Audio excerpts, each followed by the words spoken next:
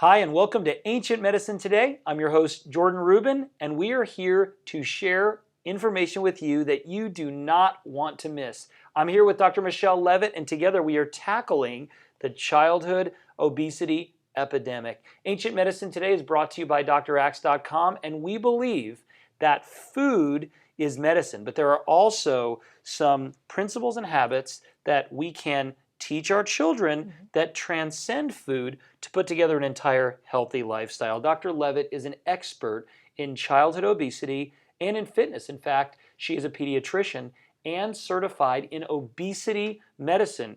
A little bit sad that there is such a thing as obesity medicine, but we know the statistics are skyrocketing. But I think we can also be excited to say that awareness, which we're going to talk about, of healthy eating is reaching the mainstream. Certainly the major populations of America, but even here in Tennessee and where you're from in northeastern Ohio, it's becoming part of our consciousness. So if we want to truly end the childhood obesity epidemic, we need to follow some steps we're going to share today. And I know it's a tricky subject because weight loss for kids, whether it comes to a product that's aimed for weight loss for kids, a food, the regulations are pretty tough. It's not something that we can tread lightly in. And when you're talking to a child about their weight, there can be major self-esteem issues.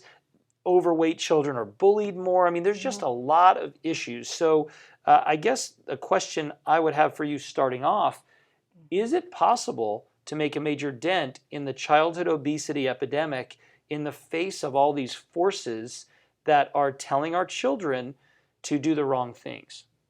I believe it is, Jordan, but it definitely starts with awareness. And then from there, we can, if all of us pull together, I think we can definitely make a difference. Okay, well, that's good. And speaking of awareness, that's our first step to ending the obesity epidemic. So make me aware. If somebody comes to you and say that it's a general seminar, or you're asked to speak to school administrators or policy within the hospital, what statistics do you share? How do you create awareness? What do you say to get us thinking and talking about this real issue of childhood obesity?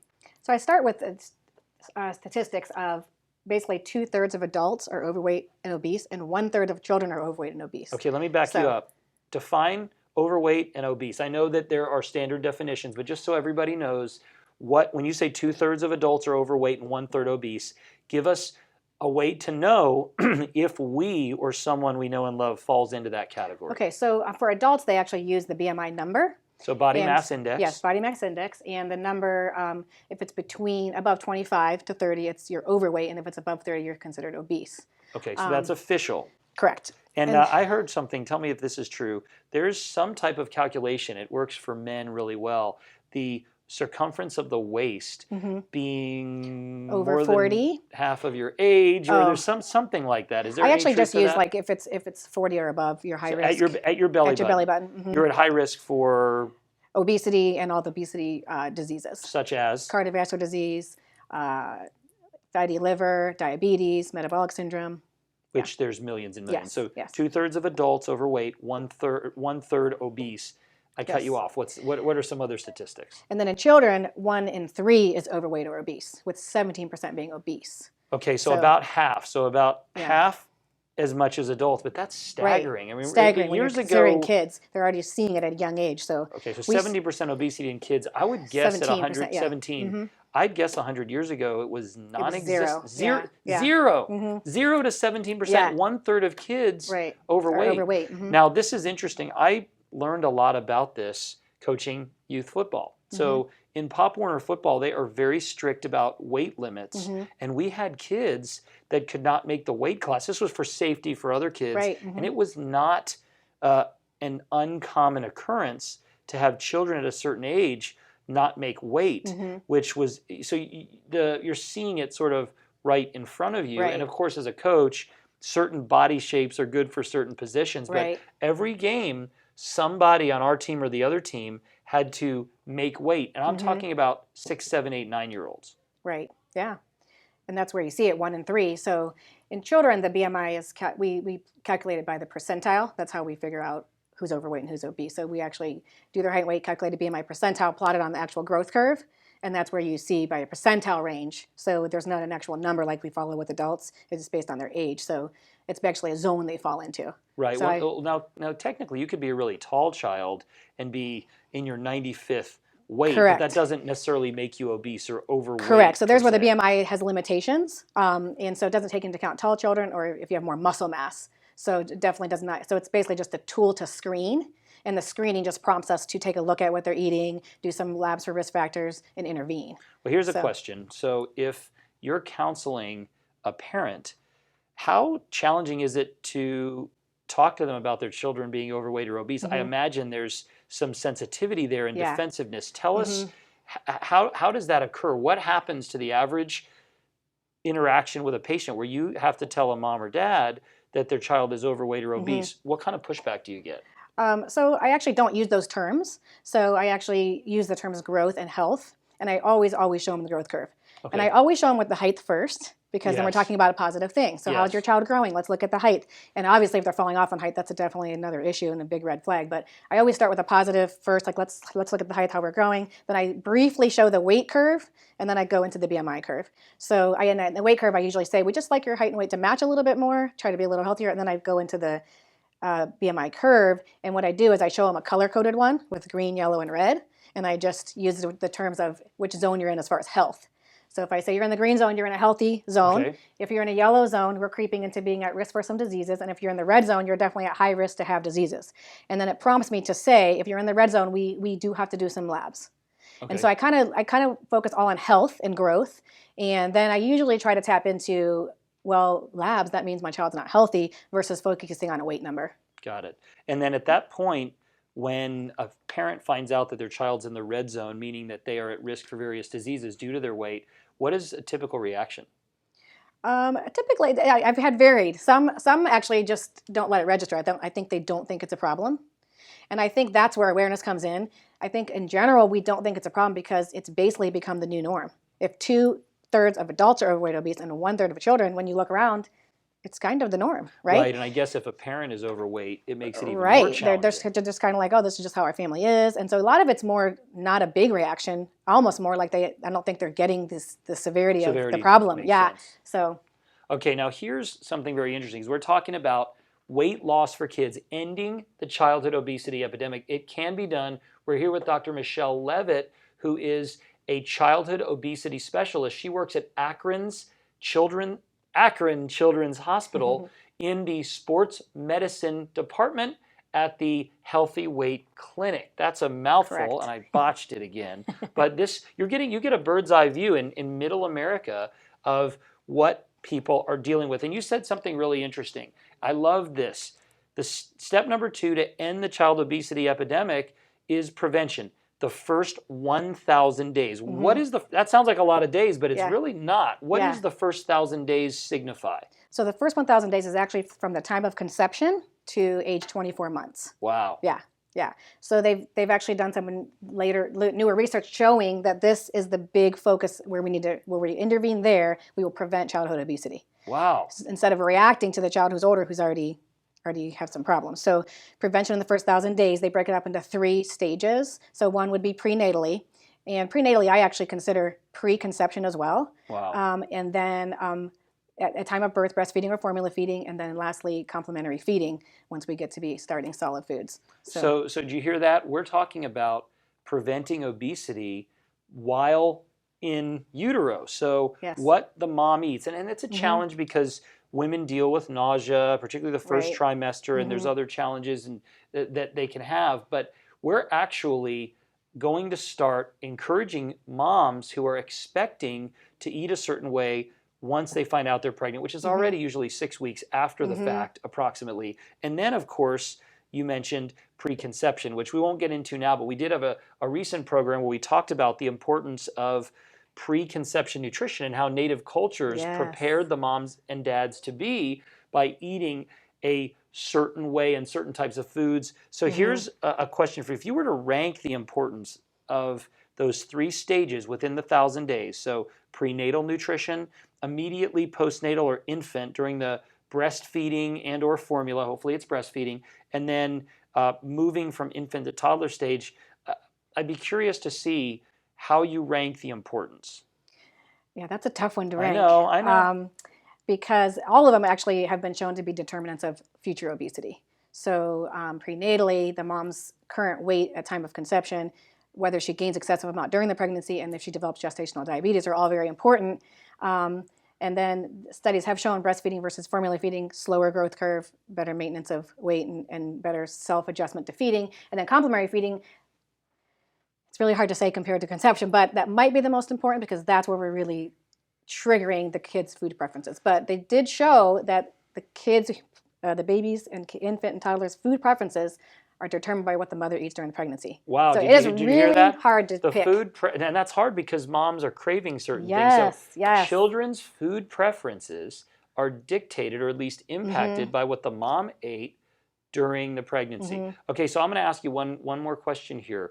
This is something that I've worked on both personally and as I've coached others.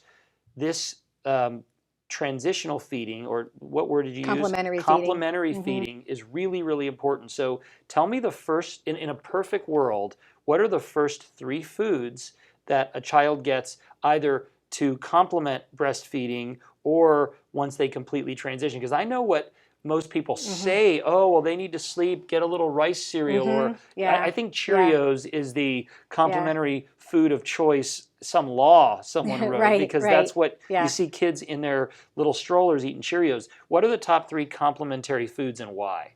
Okay, so first off, it's called complementary because we want to exclusively breastfeed if we can in the first 6 months and try not to introduce solids too soon if you're formula feeding.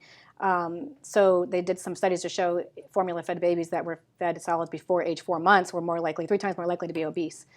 So foods, there actually is no literature that shows which one's the best, and there's not really any rules. That's why I asked But your I opinion. figure out we've been trained to say, oh, we're going to start with rice cereal or some sort of grain that's been processed that I disagree with. So I would say my number 1 food I would start first would be avocado.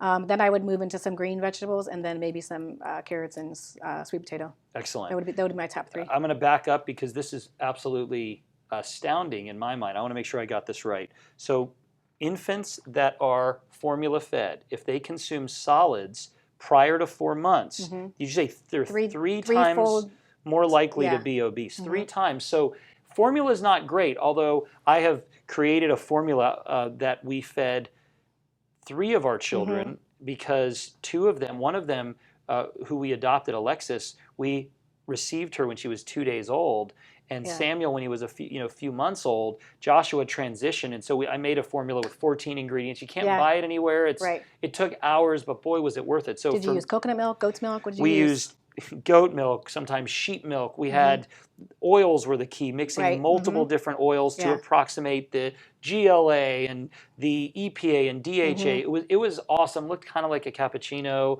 and smelled funny. Great, yeah. But they thrived on it. And what we did, typically the first food we would give would be a warmed egg yolk. So a 3-minute egg yolk, not the white because it can be allergenic. And Samuel, my 9-year-old son, had an initial allergy to yolk. You could see it. He got some sort of raised bumps around his lips. So we started him on a bone broth blended with veggies, so a chicken soup. And we would make it every week. We'd freeze it.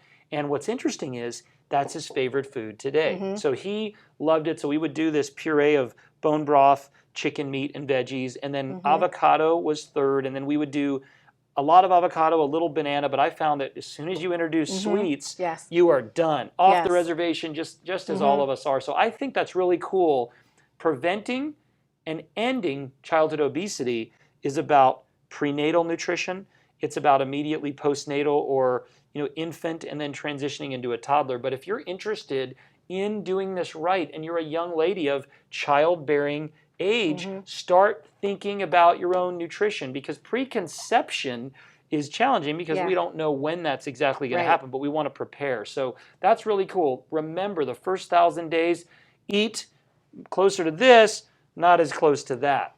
Right. And be careful with sweets because even a little bit will get you going. And breast milk is fairly sweet as it is, but when you start with a banana, it's really hard to give that avocado after Yeah, that. because you kind of asked why. The reason I say those foods is because we are programmed to like sweet, so those give more bitter and sour, Yes. which actually set the taste buds up to eat better as a toddler and a And school-age high fat child. is key. Yes. That's one of the challenges with infant formula. You can't get a lot of fats in powders, and they're really not what you're getting from breast milk. And one more thing I'll say is if you cannot make a formula as I described, something I did with Samuel, who was in foster care early on, his first few months, we couldn't ask the foster mom to make that kind of formula. So what we did was we took an organic formula and we put a little bit of cod liver oil and coconut oil in it so we could spike that. But Samuel had really bad eczema the first year and a half because he was barely breastfed, he was bottle fed, and that was just part of his makeup and the sort of genetic weaknesses. Intervene early. Well, gosh, we're talking about intervening really early,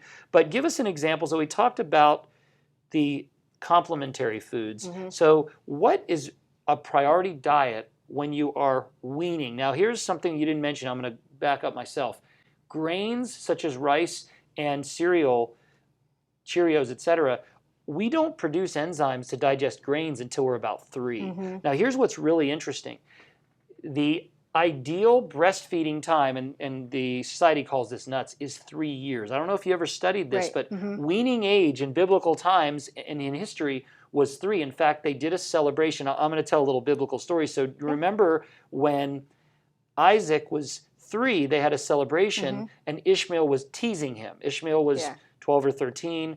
Isaac was 3. That's when in a Hebrew family, they would wean the child. They'd have a celebration. So the enzymes that you produce as an infant are made to digest dairy or animal proteins and fats and dairy carbohydrates, not starches from grains. That may cause children to sleep, but it's not because of something good. It's actually a negative. So help us understand, when you transition from breastfeeding or bottle feeding, what is an ideal diet for a toddler that is about the age of this young boy on the screen? Yeah, definitely like real whole foods. So we don't need to get the box of rice cereal and starch cereal, and we just actually can feed anything but a grain. So lots of vegetables, fruits, meats, and fats. Lots of fats. Yeah. Fat head, so fat body, fat brain development, doesn't make 3rd you fat. trimester all the way up till age 2 is really crucial period for brain development. So we're talking about avoiding obesity, but you're saying more fats leads to less obesity. Correct. And I know we at Ancient Medicine Today talk about this all the time, but can you give the moms out there a little assurance that a high-fat diet for a toddler and a child is absolutely great for body and brain? Okay. Absolutely great. So every cell in the body needs fat to function, especially the brain and the brain that's developing. And that's not what inhibits the problems, the fat, if it's a healthy fats. It's the sugar in products. So therefore the grains and the puffs and the Cheerios and all the special things in the baby food aisle. The sugar is what's making our children fat, not the fat. Absolutely. And there, obviously, when you combine fat and sugar in something like an ice cream, it can cause us to crave. But you and I were talking off the air about various dietary strategies. And I told you that for a period of time, myself and one of my colleagues and my son were doing, I would call it a keto adaptative diet with intermittent fasting. And what was crazy is we would eat at one point for 2 hours a day, very low carbohydrate, high fat.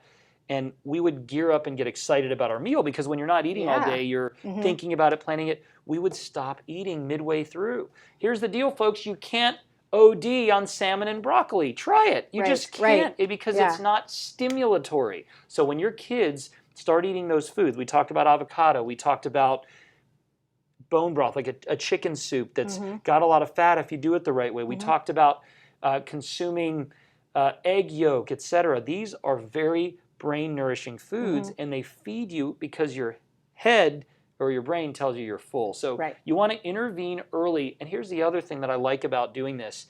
This is when you control their diet, because as soon as preschool starts, some preschools today won't let you send food. Then the rest is sort of, you know, in other people's hands. Because if you're 2 working parents and your kids are in school, you're not controlling as much of their diet as you would like. So into your children's health very early, intervene early. So here's one. We're talking about ending the childhood obesity epidemic, and you say no dieting. What do you mean by that? So kind of what you alluded to earlier with the obesity stigmata, focusing on weight or always being on a diet. And typically these families will hear the parents saying, oh, I'm on a diet or this diet or that diet, or I'm always on a diet. We don't want our kids hearing that because then they just set up for they're overweight. They need to be on a diet. We want them focused on health, healthy foods, real food, and growth.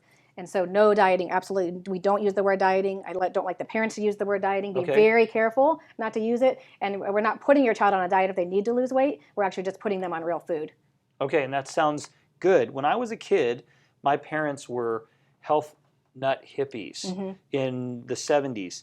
And we used to go to birthday parties, and I don't know what the deal was with the food back then.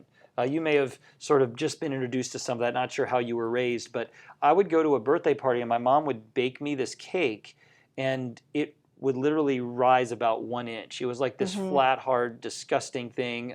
Sorry, Mom. The holidays would come by and I don't know if you've ever had a carob Santa Claus, but don't. No. Yeah. I mean, it was awful. It made you glad that Christmas only came once a year. My school lunch was humiliating because you'd get to school and everybody's trading, and I opened my 17 grain bread with soy-based bologna, and there was something called Fakin' Bacon, which was like everything was soy, and then this creamy white substance that was tofu's evil cousin, and so I didn't even bother. No trade. It was a no trade clause with my lunch. Today, it's so different. I mean, there are amazing health foods. So yesterday, for a treat, I bought this organic probiotic-infused popcorn, and I brought it home. And then here at the Dr. Axe offices, people taunt us with something called paleo donuts. So these are donuts made with coconut flour and almond flour. And someone asked me, when was the last time you had a donut? Well, you guys brought paleo donuts to work yesterday. But truthfully, they meant, when did I have a regular donut? And I had to think back to college for Krispy Kremes, you know, to try to keep me up late for a test, which made me fall asleep.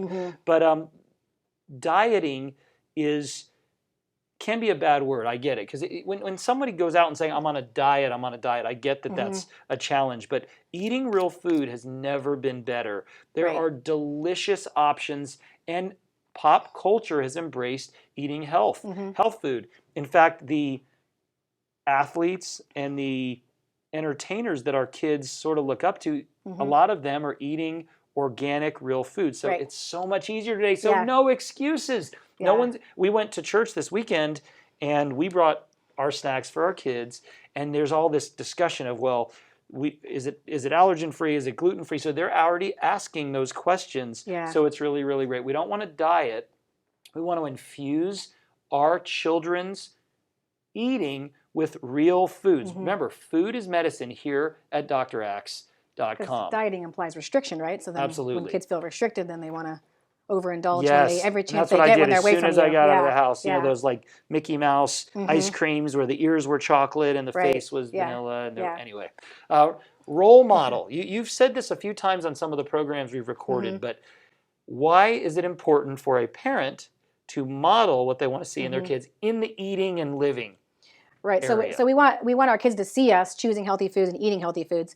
So we want to be a positive role model. We want them to see us exercising. We want them to see us happy and positive with our body image, not always constantly cutting ourselves down. Those things will all get transmitted to the kids. So and also negative role modeling. So say you've put the food on the table and it's broccoli, and the dad goes, I hate broccoli. Then the kid goes, I hate broccoli. So negative role modeling also plays a huge role. Even if you don't like those foods, you just need to role model that we want the kids to try those foods. So that's really important. There's many a night where my wife, Nikki, wants to spank some kids and me because I like to I don't want to eat asparagus, but it's absolutely true. Sometimes you just have to suck it up as a parent because your kid's health is that important. We've had some generations where, for the first time in history, we are not outliving our parents. And that can change, and I'm seeing it change. And so you got to be a positive role model. Don't expect your kids to do what you say. They do what you do. Very, very important. Correct. Number 6, protect the home. What are some steps we can take to safeguard our home? Because we only have them there for so long during the day, during the week. We only have them for so long in their life. What can we do to protect our home and make it a healthy place to live? So I talk to families about setting up the home where this is the only area that you can control. So we get so caught up with like school lunches and this is what's happening outside and at the party and at the other kid's house. Only worry about protecting your home. It's the only thing you can control, and you can have really big success just by doing that. So I actually link the growth curve, the green and red zones, with food. So I explain like to keep your body in the green healthy zone, these are the types of foods we want to eat. Green foods, and I go over the real food, real whole foods, and then I talk about the red zone foods, which keep your body in the red zone. So those are things like processed packaged foods and the sweets and the junk. And I tell the families, only stock your home with green zone foods. So therefore, no one can get it. So if the child doesn't like asparagus at dinner, they can't pull out some goldfish crackers out of the cupboard because they're hungry later. So you have to protect the home. Do not keep any kind of red zone foods in the house. And I always also tell parents, like, it's not like the child can never have the junk food or the processed food or whatever it is. I say you just choose a couple times a week to go out and get the food, enjoy it, eat it while you're out, but do not bring it into the house. So therefore, we avoid the restriction type mentality. We're empowering them to keep the green foods in the house, but they still get to enjoy some of these treats. Kids don't get any ideas. It's good all the time, in and out. That's right. We rule that place. Obviously, we want to get them like empowered to like choose things when they're out of the home. But I just absolutely that's my number one thing: protecting the home. You will have 100% success if you protect the home. Control that of what you can control. Absolutely. So there's where you want to empower people, and there's where they're going to win. It's much like a team. You practice how you play. So you practice and prepare for the game of life. I'll add something to this. I really think, as the Bible says in Proverbs 22:6, train a child in the way they should go. And when they're older, they will not depart from it. It doesn't say they won't depart from that in between, but when I was a kid, my parents told me or made me eat and not eat certain things, but I didn't own it. My kids are owning it, and they are evangelical about it. And we tell them to be respectful when they're at a friend's house, etc. But we really teach them, and they do not want to harm their body. They've sort of associated eating junk food with health and life, and they also want to please their parents to an extent, and they know that they're special and set apart. So make sure to train your kids. Some people say, oh, that's so unfair, you know, the grandparents and different, that's so unfair. You need to let them go out and enjoy themselves. We have frozen desserts. There's organic ice cream. We can make organic ice cream. We have smoothies. Last night, my daughter baked cookies. My 9-year-old baked cookies, and she has a jewelry business that she calls Sweet Jewelry. Visit www. Actually, that's not her website. Don't go there. But so she baked cookies, and she was so excited. So I think she used organic spelt flour, coconut sugar, and she was so proud for Dad to taste her cookie. And so we enjoy our food tremendously. We eat an omnivorous diet, so we eat meat, we eat vegetables, but I promise you my kids eat better than almost anyone, and that goes for taste as well. And we still protect our home. Our kids know what's there, they know what'll never be there, and they embrace what they get to eat. And certainly there's some things that I encourage them to eat that they don't love the taste of, but we're always looking at getting a good balance. And for me, something as simple as I teach my kids, it's how I eat. I always eat on my plate what I like the least. And I don't love the taste of broccoli, but I do eat it regularly. I always eat what I know is best for me and what I like the least first. And my kids automatically do the opposite. They will sit down and eat dessert if it's in front of them and eat the healthy things last. But my kids are starting to pick up on that because they realize, let's just get the asparagus out of the way. Those Brussels sprouts, which are pretty good usually, let's just do that. So that's really important, because what happens? They're full, and what have they left? All the good stuff. So protect your home. This is a good one. Here's a quick thing on protecting the home that's important. You mentioned owning it. So this is really important. So when you protect the home and the child's only eating healthy green zone foods, their body starts feeling different, and they can recognize they feel good. When they're outside the home and they have a red zone food, and they start feeling like their stomach hurts, and we want them to start noticing that awareness. Instead of us telling them this food's good for you, this food, we want them to actually feel the difference. And they can't feel the difference if they're getting all those foods in the home too. So they will feel better, and they will have less headaches and mood swings and stomach issues when they're eating those good foods. And then when they go out and have like a pop, or they have like a Pop-Tart at their friend's house, and they're like, oh, my stomach hurts. We want them to make that connection. As soon as they make that connection, they will own it. Absolutely. It'll be so much easier. Makes sense. Okay, rethink your drink. So we have America's favorite beverage, or one of them, good old orange juice, which you say is not so good. It may be old, but it's not good. Why is juice not good, and why do people need to rethink what they drink? So that's the number one intervention I do when we do have to start intervening. And the reason why is because sugar in liquid form is extremely damaging to the body. So Wow. whether it's 100% juice or pop, they actually have pretty similar amounts of sugar, and sugar in liquid form just shoots right into the bloodstream and causes many problems. So Okay, now just to be clear, pop or soda is not good for you. correct. Juice, while slightly better than soda, being you do have vitamin C in orange juice, you don't have some of the acids that are in soda that Right. can really corrode your body and pull nutrients from your bones. It's still a lot of sugar. Check your orange juice container and see how much sugar or how many sugars are in that 8-ounce serving. It's staggering. Staggering. It's in the Yeah. 30s of grams. Right. And you know what's interesting? Carrot juice is the same. So here's my rule. If we get orange juice or grapefruit, or it's freshly squeezed, and I like to do about 1/4 a cup of juice and 3/4 of water. So we'll let our Right. kids have juice occasionally, but I'd much rather eat the real fruit. And I usually make sure that my kids get fruits with fats, because Correct. Yeah. fat and fiber will slow down the sugar. But that sugar, there are kids that go out there drinking 6, 7, 8 glasses of juice a day. I did that when I was a kid, and it sets you up for a blood sugar and brain roller coaster. In fact, it's an interesting story. Thinking back about my diet when I was younger, I charted at one point my grades in school with the time of the class. So get this. My breakfast was usually cereal and some kind of imitation milk, soy milk, or whatever, because my parents were into health. Sorry, Mom and Dad, deal with it. It's the truth. I love you. But we didn't eat the way that I would recommend eating today. Then for lunch, I would have whole wheat bagels with cream cheese, mostly carbohydrate, a juice box. So every class I had before lunch, I had my best grades and my best behavior. But after eating the sandwiches, which were at most peanut butter, but usually all carbs converting to sugar, juice box, chips, cookie, etc.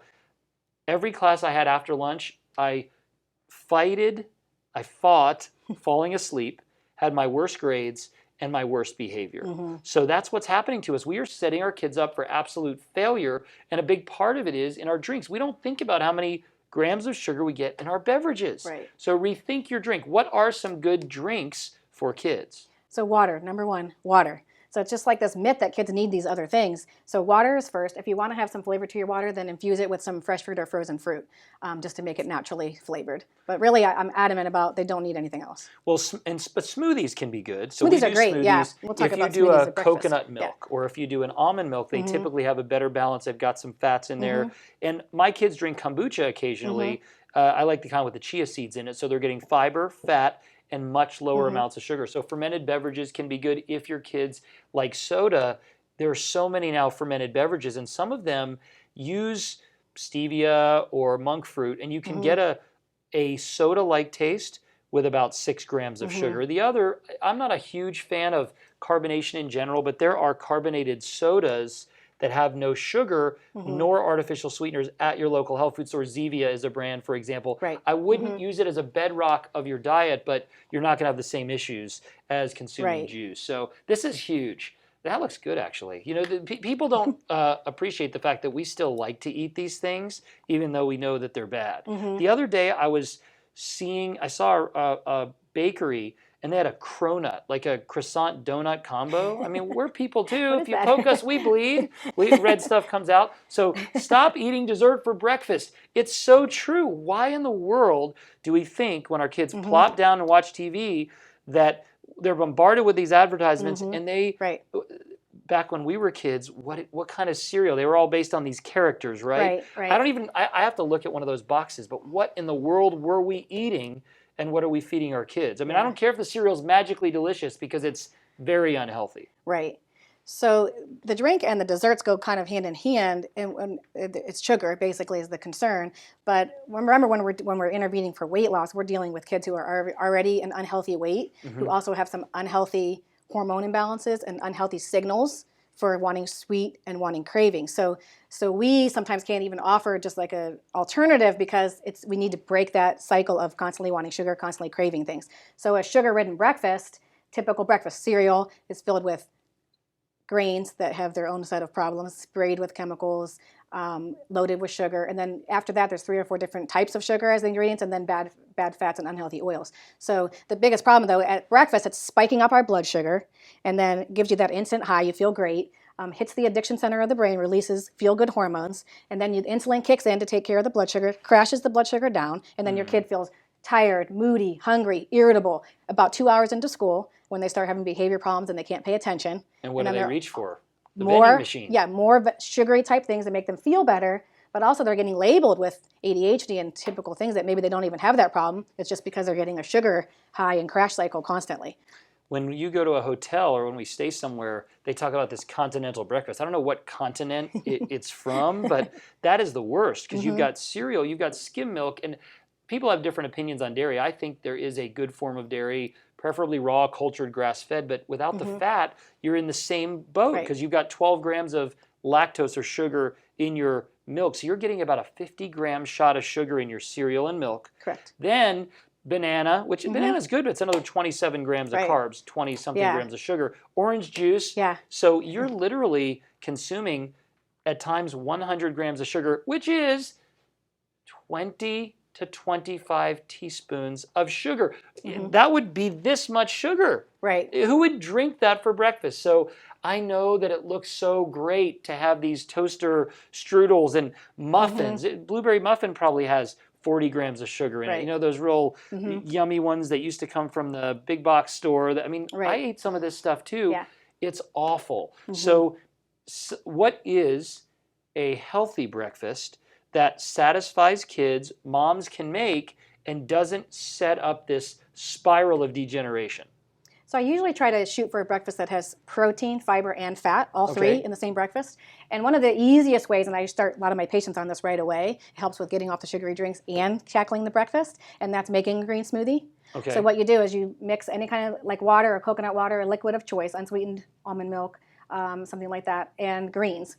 Blend those and then add a fruit, which will give, the greens will give fiber, the fruit will give fiber and a little bit of energy, and then a protein source and healthy fats. So you mix all those together and you have protein, fiber, fat, and a quick meal. So I actually suggested to the families to get your spinach and all your greens and put them in little separate bags and put them in the freezer, have your fruit ready, separated, have all your protein sources, then you can actually make the smoothie the night before and then reblend it, or just quickly whip it up in the morning before they leave. Take 60 seconds. And you don't even taste the greens. You do not taste the greens. You can literally it is crazy, get 2 cups of greens. So you could do a cup of spinach, you could do a cup of kale. So I've done this in the past. So kale and spinach. Blueberries is a great fruit because it also changes the color from green to more of a purple green. And even if you did add fruit juice, such as a raw juice, we've done some raw apple juice, etc., pineapple juice, you're still going to have some fat and some fiber in there. But I like the idea of coconut water. It's a little lower in sugar. Really, really yummy. We sometimes will buy those frozen acai packets and throw that in there. But that's a very sweet smoothie that is more on the light side. But we also make smoothies that are high in protein using coconut milk, almond milk. And then I know I'm going to get the yuck. I would never eat that. But I do raw eggs. And I've done raw pasture-raised organic eggs myself my son that the other day. For 20 plus years.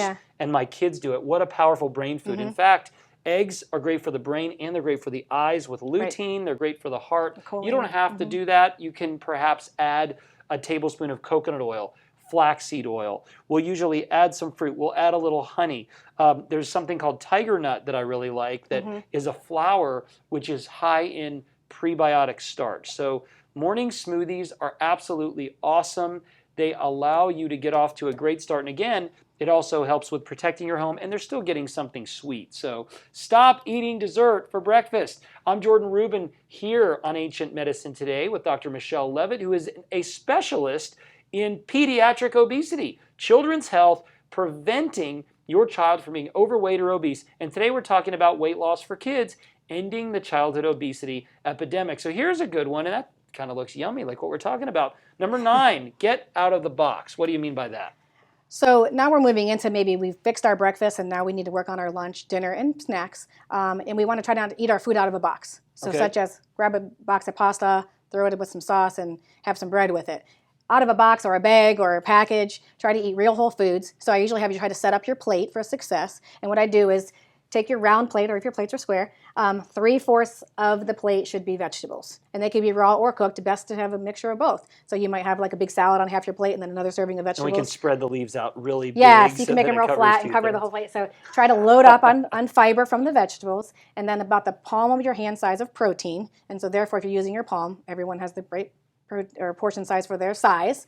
And then a small portion of the plate, after you put the greens and a little bit of palm size of protein, it could be fat or fruit or starch. Now, I definitely have kids eat their vegetables first, then their meat, Yes. and then their fruit or starch last. Because Yes. again, they're filled up with the fiber from the vegetables, satisfying from the protein, and also fat goes in there liberally. So Yes. fat, cook your meat in fat, put fat in make your own salad dressings, and put Yes. it on your raw salads. Put your broccoli with some grass-fed butter. So get lots of healthy fats in there, and then eating the starch or fruit last. They may either not even want it or just take a few bites, or they'll be satisfied and actually self-regulate their own hunger and fullness. Absolutely. Now, restaurants and other places where you're served food, they know what Dr. Levitt is saying, but they do it in reverse. Mm-hmm. I believe when you get bread before a meal, think about what's happening. Right. We got to do a study.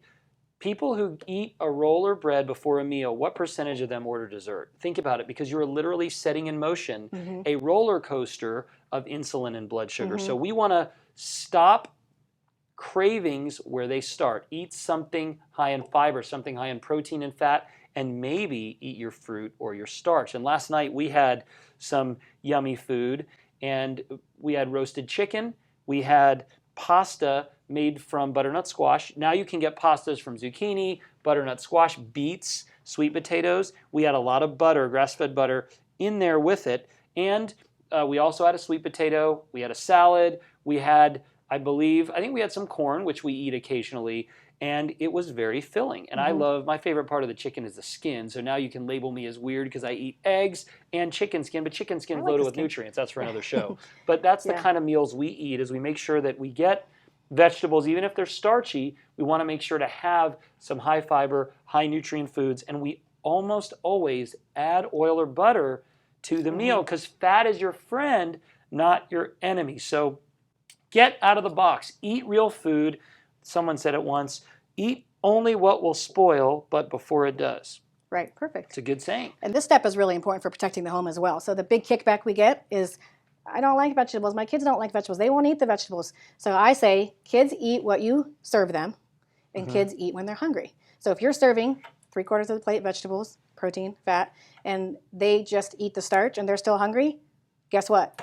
That's all they get. And then they're going to have then cravings. So if you protect the home, you don't have other things they can eat later. You just put that plate aside. If they're still hungry, they can eat the plate of food that they didn't eat. But I always have you do the broccoli test with a family. So if they eat some food and they're like, oh, I'm still hungry, then you say, well, you can have some broccoli or another vegetable. And then you'd be if the amazed kid goes, how quickly they're not hungry anymore. Yeah, so that's a huge test you can do with your kids, the broccoli test. If they may or may not eat their whole meal, but basically you say, if you want more helpings, have some more vegetable. And if they don't want it, they're not really that hungry. Absolutely. So kids will eat when they're hungry, and if they don't eat, they're not going to starve. I promise you, they will not starve. Yes, I even promise though they you. say they're starving, and I always tell them not to. You're not really starving. Because I believe, honestly, we're starving our kids and slowly killing them at the same time with processed foods. We are starving our kids with processed foods. All right, speaking of which, snack attack. So this could go a lot of different ways. That's yummy. And again, we like this stuff. So what do we do to make snacks healthier? So usually with snacks, I try to focus on healthy fats, because they're really satisfying, and then you feel full, and they just kind of are more satisfying than having like a vegetable as a snack. So I'll usually have families set up, like, have a vegetable with a fat, so like celery with nut butter, or it's perfect. My kids think like it's made for nut butter. Hummus and carrots, or fruit and some almond butter, or fruit and a handful of nuts. So or butter on your popcorn, real butter, because real it butter will on actually your satisfy non-GMO popcorn. Yes. So one I kind of think, do our kids really need snacks? So one of my schools of thought is, if you're feeding a balanced meal that's protein, fiber, and fat, they really should be able to go till the next meal without eating. But if we do want to have a snack, or they really are hungry, we want to provide healthy things. Again, protecting the home. So I'll have you get like the little baby mason jars and put like the nut butter and the celery already ready in the jars, or carrots and hummus. Trail mix is another good trail one. mix is a great one, because if you make it in advance, put it in little Ziplocs, it's ready for them. So that way, if they do grab something, it's completely like healthy. And bake with your kids. My kids love when they make something themselves. And there's a lot of ways to bake now with higher fiber flours. What I'll do typically is sneak some chia seed or flaxseed in there to get extra fiber, put some good oils in there. There are amazing ways to do that. And if you go to drax.com, and even on the Dr. Axe Facebook page, you will see hundreds of recipes for smoothies, for snacks that are not only free of junk, they are actually amazing for you. All right, number 11, unplug and move. This is probably self-explanatory, but we are hopelessly under-exercising today, and it starts at a young age. Absolutely, so what are some guidelines for us to get our kids up and moving? So definitely unplugging will help. So, I mean, sometimes depending on the age of the kid, you'll have to really regulate. So if it's a teenager, you'll be like, I'm taking your phone, get outside. Same thing with school-age kids, turn off the TV, unplug all the stuff, get them outside. Literally unplug and disengage. You might have to do that for the child just to get them to move more. But another way is actually to move more with your kids. So getting outside with them, instead of telling them to do it, actually do it with them. That definitely regulating the screens. So when they're sitting watching the screen, they're getting more tired, they're unmotivated to move more. So screen time is the first thing that will help move more, and then really basically just setting up your environment for moving. So getting them outside, maybe you might have an active video game in the house. Again, regulated, but definitely just you have to be intentional with it.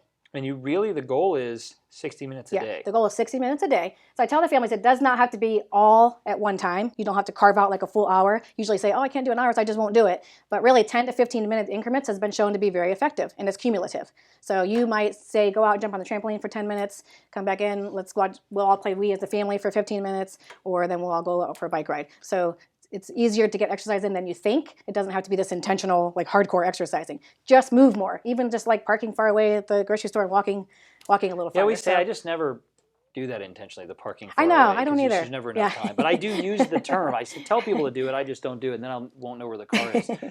You mentioned a mini or a trampoline. That is one of the best ways to exercise for kids and adults. It's good for the gut, the lymphatic system, and kids love to jump. So get them to jump, get a trampoline. They're very inexpensive at most sort of sporting goods stores or et cetera. Yeah, all right, so I am here on Ancient Medicine today with Dr. Michelle Levitt, who is an expert in childhood obesity. She's a pediatrician at Akron Children's Hospital, specializing in sports medicine and healthy weight. And we talked about weight loss for kids ending the childhood epidemic. You need to become aware. You said the statistics, 2/3 of adults are overweight, 1/3 obese. Here's a big one. 1/3 of kids are overweight, 17% are obese. That is absolutely mind-boggling. We also talked about how you categorize green, which is they're in the good zone, yellow, they need some work, or if they're in the red zone, they are headed potentially for adult illnesses, even at a younger age. Right. You want to prevent the first 1,000 days. I love this. Prenatal, infant time, and then transitioning into a toddler. Make sure that the mom-to-be eats well, the baby is fed properly, and then the complementary foods are spot on. Intervene early. You want to start young, modeling it for them and teaching them. Speaking of which, no dieting. You don't talk about kids being on a diet. You talk about them eating a real food lifestyle. I'm just making sure I got this all right. Role model. Stop eating junk food. You need to do what you want the kids to do. Practice what you preach and only preach what you practice. And dads, I'm talking to you also. Protect the home. That's a sanctuary. Feed them well in the home. Don't have junk in the trunk, if you know what I mean, or you might end up with junk in the trunk. And when you protect the home, the idea is that they feel safe, they also feel better, and they notice when they eat things that are unhealthy out of the home, they come to you and say, man, I'm not feeling so good, or mom or dad, I'm not feeling so good. Rethink your drink. No juice, no soda. Go for lower sugar beverages. Water is number one. Flavor it with fruit, lemon, lime. You could infuse it with some berries. You know, that's really easy and good. Taking water and putting raspberries in it. It tastes so good. So nice. Also, you can do almond milk. You can do healthy dairy if you're feeding your children dairy, especially grass-fed, raw, etc. Stop eating dessert for breakfast. Don't be fixated on what we call breakfast foods. Toaster strudels, muffins, orange juice, bananas, and cereal will lead to issues. 100 grams of sugar for breakfast is common. Get out of the box. Eat real food, not what comes from a box. And the snack attack, feed them well so they don't want a snack. But when they do, fortify your snacks with fat. So we talked about nuts and trail mixes and nut butters and on your celery and smoothies, etc. So make sure that your kids get fat and fiber when they snack, because that will slow down their appetite and their sugar absorption. And last but not least, unplug and move. Get rid of the screen, get out of the house, do something active. We aim for 60 minutes a day. How'd I do? Right, perfect. I even pronounced Fantastic. the Akron Children's Hospital correctly. Folks, if you're someone who's watching and you love this information, make sure to click that like button, but also punch that share button, because we want this information to get out there. We believe together we can end the obesity epidemic in children and begin to have a healthy nation. It starts with our kids. And Dr. Michelle Levitt is here to help you. So if you visit drmichellemd.com, you will get information on her program. So you not only see patients at Akron Children's Hospital, but you also do wellness coaching virtually or in person if they're in the northeastern Ohio area. I'm getting this right. See, it's because I ate my fats and I didn't have dessert for breakfast, although some of those slides look pretty good. So Dr. Michelle Levitt is passionate about your family's health, your kids' health. You know what I've seen? When a child has a health issue and they begin to address it, then miraculously the parents eat better. Right. They get better. Dad loses some weight. I'm picking on dads. I'm allowed to because I am one. But it's amazing how that can be a catalyst for the entire family's health. So children are our future. Dr. Michelle Levitt and we at Ancient Medicine Today and the Dr. Axe team are passionate about your health. So share this video, this information. Visit drmichellemd.com and go to draxe.com or our Facebook page or our Instagram so that you can learn about some of the healthiest recipes, foods, beverages, desserts that can transform your health. I'm Jordan Rubin here with Dr. Michelle Levitt, Ancient Medicine Today. See you next time.